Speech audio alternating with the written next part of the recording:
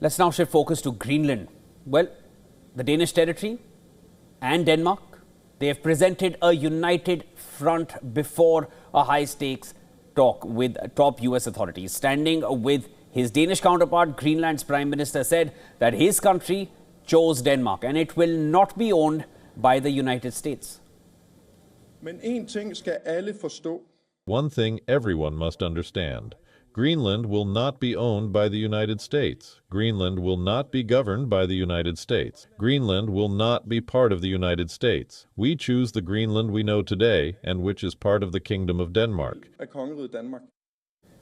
Danish Prime Minister Frederiksen echoed the same sentiment, adding that Greenland is not for sale. Talking about the upcoming meeting with the US, she added that increased security measures on the Arctic island will be discussed during this meeting.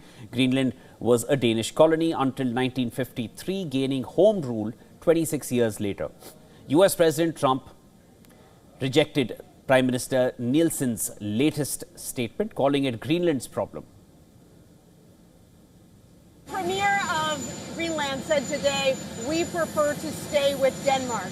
Do you see that as the Who final said word? that? The Premier of Greenland.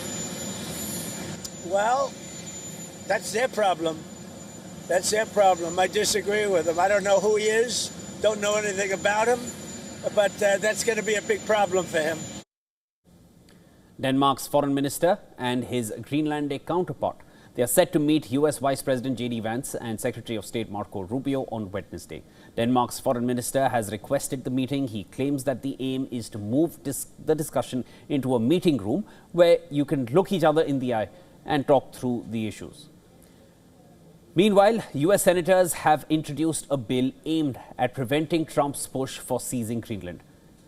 The bill was authored by Democrat Jean Shaheen and Republican Lisa Murkowski. The NATO Unity Protection Act seeks to bar government from using funds to blockade, occupy, annex or otherwise assert control over territory of any NATO member. Trump has claimed that acquiring the island is needed for US national security. He has cited increased movement of Russian and Chinese vessels in the region to back his logic. Greenland's location is highly strategic, lying on the shortest route for missiles between Russia and the US. Climate change has caused the Arctic ice to melt, opening up the possibility of shorter trade routes to Asia. It has also made it easier to extract and transport untapped deposits of critical minerals. The potential value of rare earth and critical minerals in Greenland is estimated at $200 billion.